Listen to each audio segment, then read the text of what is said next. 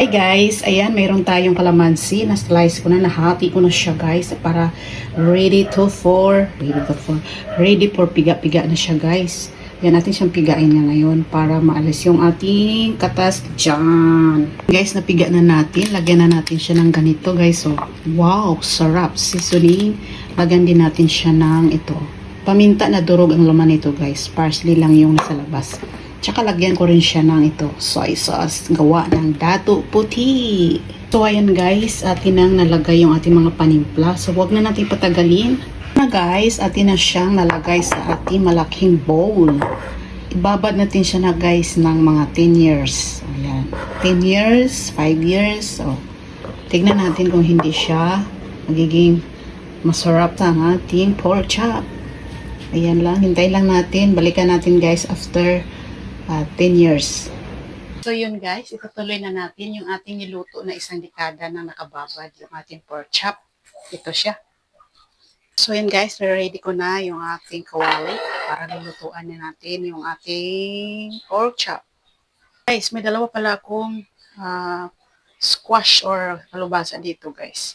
Gigisa ko lang siya doon sa taba ng dito guys. So, dito kasi sa amin guys, walang kumakain ng taba, yung part nito, yung fats ng pork. So, aalisin ko yan siya. Yun yung panggisa ko dito sa squash. O, diba? Practical lang tayo. Doon tayo sa practical. Guys, isang lagayan, maglagay lang tayo ng cornstarch. Ayan, tapos pamintang durog. So, hindi na ako naglalagay ng asin kasi may timpla na yung puro optional yan guys. Pwede kayo maglagay dyan ng seasoning, asin. So, yan lang, ilalagay na natin yung ating pork chop. So, ito yung pork chop, guys, na tinanggalan ko na ng taba. Kasi yung taba, hindi nila kinakain kapag isabay ko dito sa pagprito. Ayan, puro laman lang talaga siya.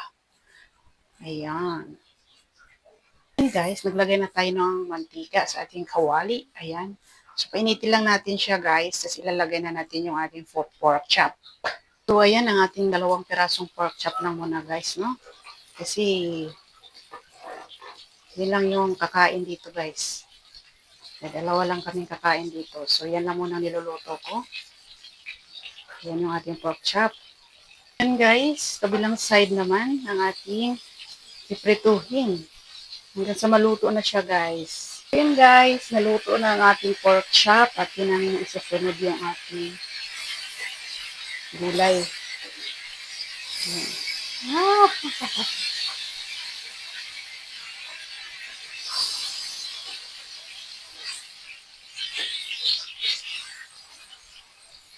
O, diba? Meron na tayong pork chop na puro laman.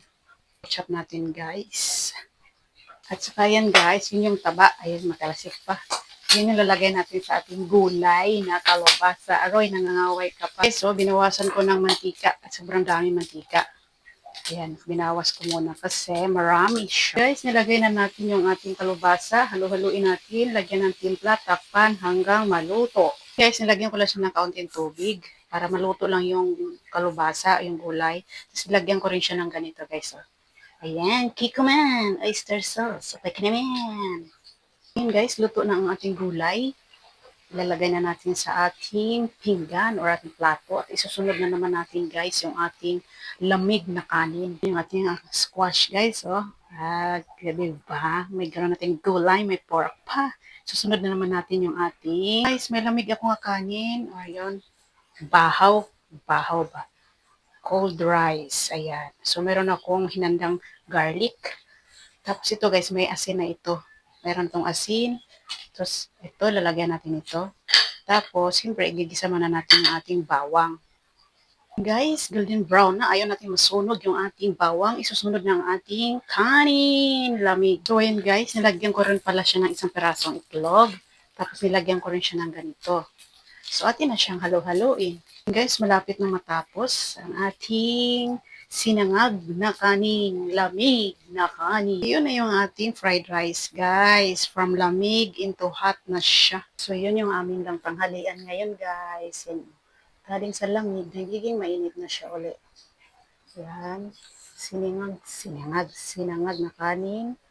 Pagkatapos, pork chop na puro laman kasi ayaw naman nila dito ng taba. Tapos may gulay, kapag gulay lover ka, mayroong gulay. Siyempre, hindi mawawala yung mga sausawan. Ayan, hindi yan sponsor guys. Yan lang talagang gamit namin dito sa aming bahay. So, yun lang muna. Babu.